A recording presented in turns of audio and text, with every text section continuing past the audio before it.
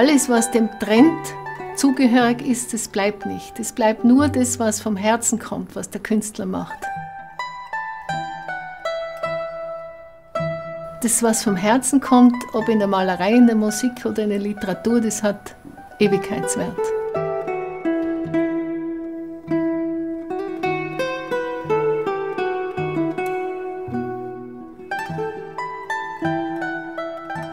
Das Schöne, das Gute, die Natur und die Liebe, die in die Bilder hineinkommt, in die Musik oder in die Literatur und das Verbindende, dass die Menschen alle verbunden werden, dass sie spüren, sie können alle zusammen.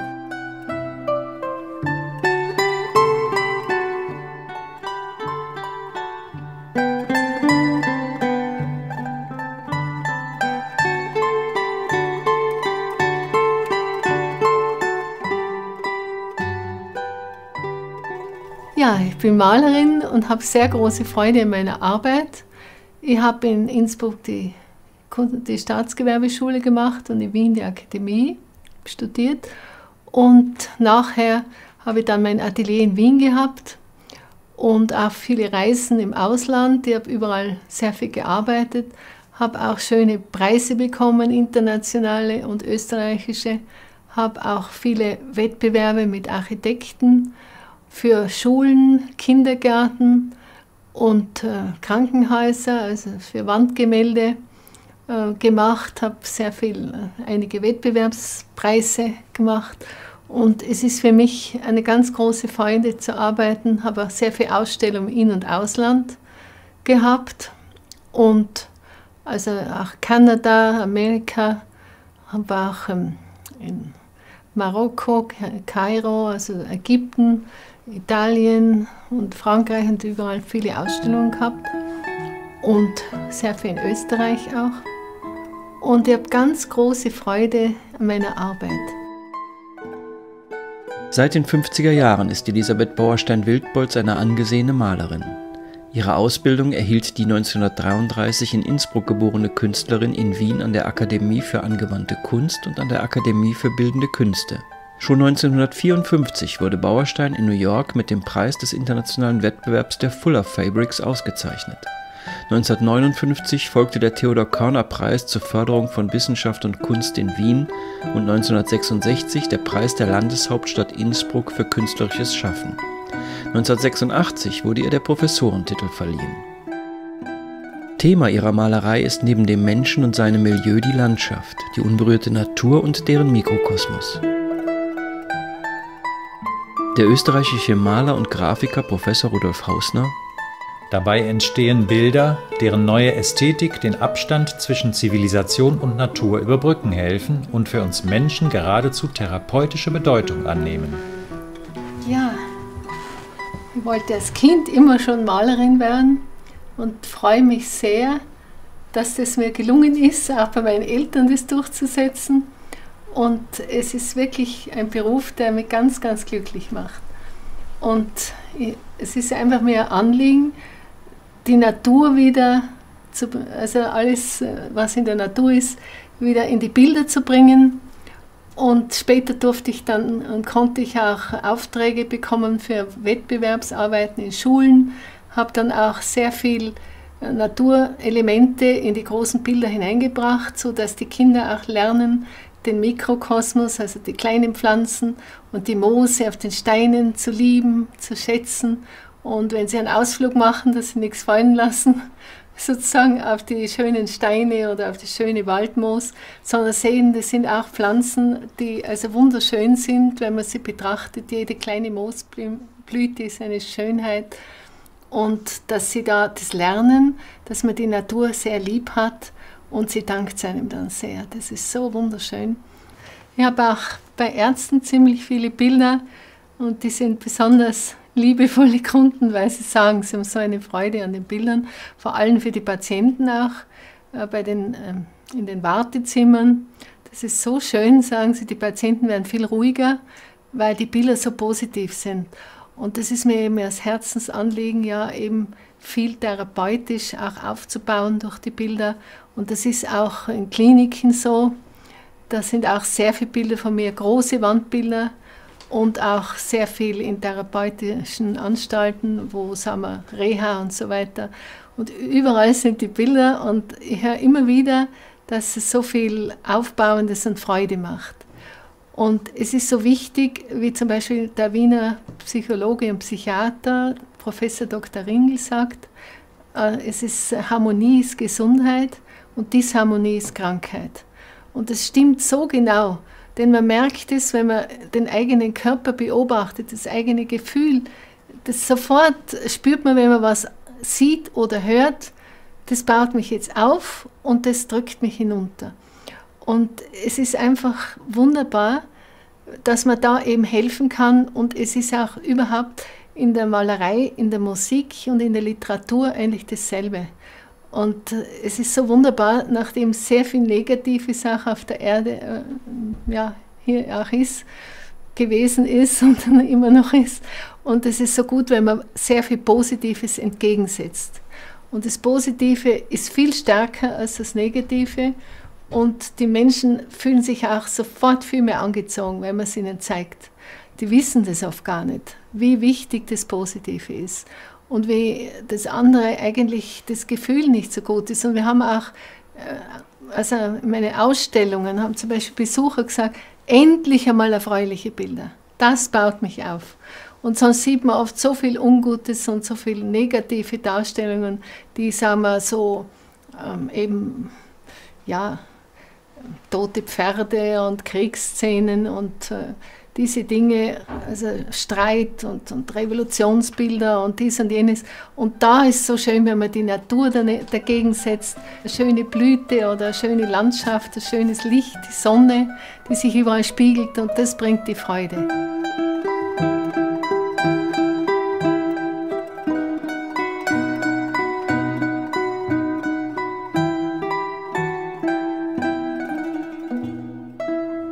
Wenn man das Negative ständig zeigt und immer wieder bringt, dann ist es so, dass die Menschen, sagen wir, aufgeheizt werden im Negativen und irgendwie aggressiv werden und dadurch unbewusst, aber wirklich den Unfrieden stiften und die Lieblosigkeit. Während dem guten Sinn kommt die Liebe, die Einheit und dann ist es eigentlich so schön, weil es jedem Menschen gut tut. Und weil es einfach für die ganze Erde wichtig ist. Denn wir hängen ja alle zusammen, sind wir verbunden und mit der Natur auch. Und alles ist eine Einheit und ist irgendwie göttlich im wirklichen Sinn. Und das ist eigentlich der Sinn des Ganzen, dass der Mensch lernt wieder im Göttlichen zu leben, im Guten. Und nicht im Negativen herumzubummeln und dann verzweifelt zu sein. Und ich habe etliche Kollegen, die in Wien gehabt, die so unglücklich waren. Einer hat sich sogar umgebracht und der andere Kollege hat gesagt, das war eine große Leistung. Und das ist wunderbar, dass der den Mut hat zu sowas. Und ich habe dann gesagt, das ist Wahnsinn. Denn das macht eben das, weil eben diese destruktive Art die Menschen einfach in sowas hineindrängt. Unbewusst, die merken das gar nicht. Und da ist irgendwie ein negativer Geist dahinter, der das sozusagen den Menschen eingibt.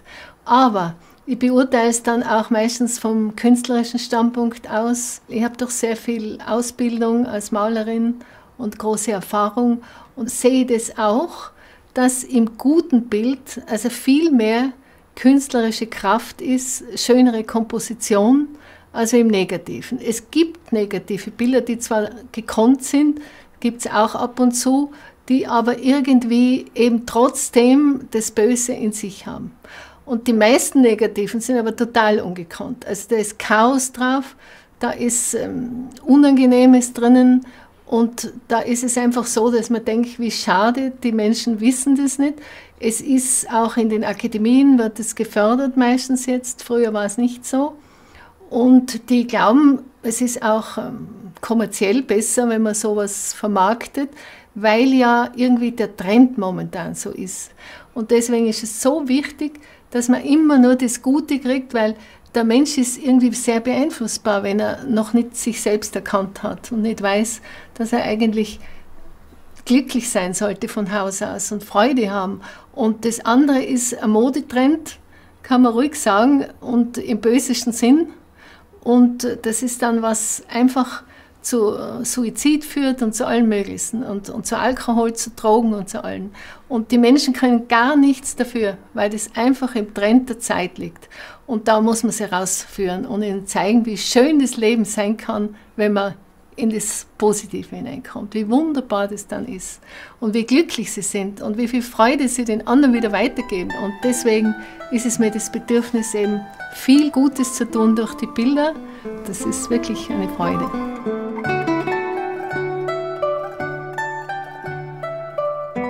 Wenn ich malen will oder arbeiten, ich habe sehr gern gute Musik bei meiner Malerei.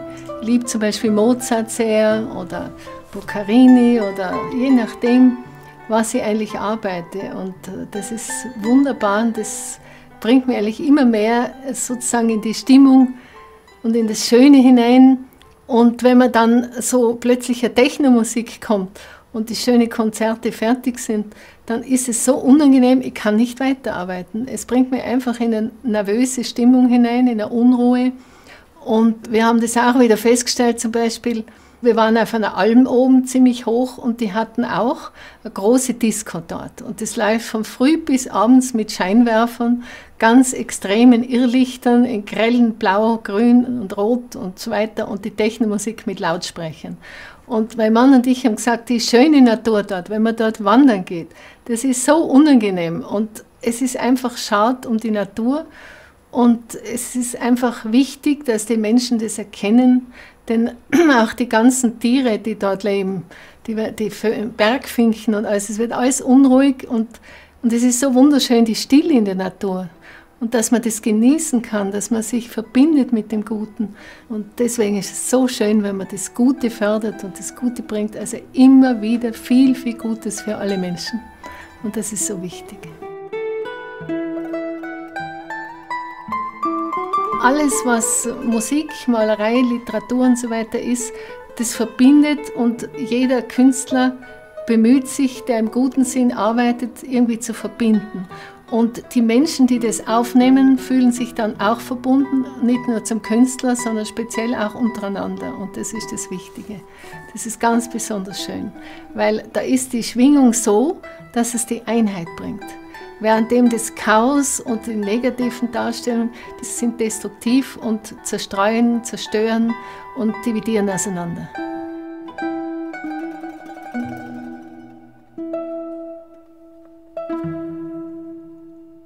(1993) traf Elisabeth Bauerstein-Wildbolz ein schwerer Schicksalsschlag. Ihr Leben geriet ins Wanken und ihr künstlerisches Schaffen schien ein abruptes Ende zu nehmen. Ich war im Atelier, habe begonnen, weitergemalt, wie immer. Und dann auf einmal, komischerweise, traten so im ganzen Körper und im Gesicht und überall so riesige Schwellungen auf, als wenn ich in einen Bienen- oder Wespenschwarm kommen wäre. Überall. Und dann dachte ich, lieber Himmel, was ist das Komisches? Und bin dann zum Hausarzt. Und der Hausarzt hat gesagt, ja, das ist eine ziemlich schwere Allergie und hat Spritzen gegeben, hat sich aber nichts geändert. Und dann bin ich zu einer Allergieärztin gegangen und die hat dann sehr viele Tests gemacht. Und dann sagt sie, ja, also die Allergie ist so schwer, die werden Sie ihr Leben haben. Das bringen Sie nicht mehr weg, das ist ganz schlimm und auch gefährlich, wegen Erstickungsgefahr. Denn bei mir war der Mund ganz schief, das Auge verschwollen und sie hat gesagt, wenn das hinuntergeht tiefer, dann werden Sie ersticken und Sie müssen immer Cortison bei sich tragen. Und also für mich war das eigentlich so schwer, ja, und Sie müssen überall ausweichen, Sie müssen alles meiden und so weiter. Für mich war das sehr, sehr schwer, denn ich bin sehr viel, sagen wir, ja, gern unter Menschen und ich gehe gerne in eine Bäckerei, ich rieche gerne eine Blume, ich fliege gern irgendwo ins Ausland für eine Ausstellung oder zum Malen oder im Zug oder irgendwas. Ja, da müssen Sie mal aufpassen. Und wenn irgendjemand im Zug ein Semmel isst, Sie haben auch Allergie auf alles andere, sind wir danach drauf gekommen. Also kein Weizen, keine Milch, kein Blumenduft, keine Farben, Sie dürfen überhaupt kein buntes Kleid anziehen. Das geht auch nicht. Ich bin zweimal die Woche mit der ganzen Tasche Sachen gegangen, sie hat alles getestet. Ja, das geht nicht und das geht nicht und das geht nicht. Und nehmen Sie immer das Cortison mit, dann kann nichts passieren. Und das war also für mich schon ganz schlimm. Für mich war das einfach als ob ein schwarzer Vorhang runtergegangen wäre und das Leben eigentlich nichts mehr ist. Ne? Und ich durfte nicht mehr malen. Und ich habe es dann doch im Atelier erzwungen, habe mich hingesetzt und gedacht, ich mal und das gibt es nicht und das mache ich. Und habe dann begonnen und sofort, oft sogar nach ein paar 10 Minuten war schon überall. Ich dachte, oje. Dann habe ich es wieder probiert. Die Ärzte haben gesagt, lassen Sie das wird nur noch schlimmer, wenn Sie so weiter tun. Also gut, habe ich es lassen. Und dann war es also ziemlich arg, also ich konnte nichts machen. Wenn mein Mann ein Semmel isst oder irgendwas oder Erdbeeren, muss ich sofort gar nicht in die Küche hinein, muss gelüftet werden. Sie dürfen nicht mehr mit Putzmitteln umgehen. Wenn Sie jemanden haben, der putzt, muss zuerst gelüftet werden. Sonst dürfen Sie nicht in Berührung kommen. Das ist überall sehr gefährlich. Ich habe es auch leider gemerkt. Und ich war sehr traurig, habe sehr viel geweint. Wenn der Steuerberater von meinem Mann gekommen ist, der ist parfümiert, ich konnte ihm nicht einmal den Kaffee bringen. Es war aus, es war alles nichts. Wenn wir eine Einladung gehabt haben, plötzlich ging es los, ich habe nicht einmal gewusst, wieso. Weg war ich, mein Mann musste allein zu den Gästen. Ich habe gesagt, so kann ich mich nicht zeigen, ich schaue fürchterlich aus, total verschwollen. Und ich habe dann immer zittern begonnen, weil das war so gefährlich. Also hoffentlich schwillt nicht alles an ihnen. Das Gefühl ist grauenhaft. Ja, und ich war sehr, sehr traurig. Und dann habe ich in der österreichischen Zeitschrift die ganze Woche einen kleinen Artikel gefunden und da stand, dass ein Hamburger Arzt erstaunliche Erfolge gesehen hat bei Patienten durch die Aufnahme dieser geistigen Heilkraft oder Energie, also irgendwas hat er geschrieben. Und man kann da, also es kostet nichts und man kann auch eventuell anrufen und da war eine Telefonnummer da von Linz, von einer Journalistin, die das geschrieben hat. Und da habe ich angerufen, war nur die Mutter da, sagt sie, ja, das wäre auch was für Sie. Und ich habe gedacht, ja, das wäre gut. Und da hat sie mir von Innsbruck die Telefonnummer von der Gemeinschaft gegeben. Und ich habe zu meinem Mann gesagt, also da gehen wir hin, das ist der letzte Strohhalm. Und dann sind wir halt hingegangen. Ja, und da kamen wir irgendwo hinein, freundliche Leute, liebenswürdige, ein Bild von einem Mann vorne, den man nicht kennt. Ja, also da haben sie die Einführung.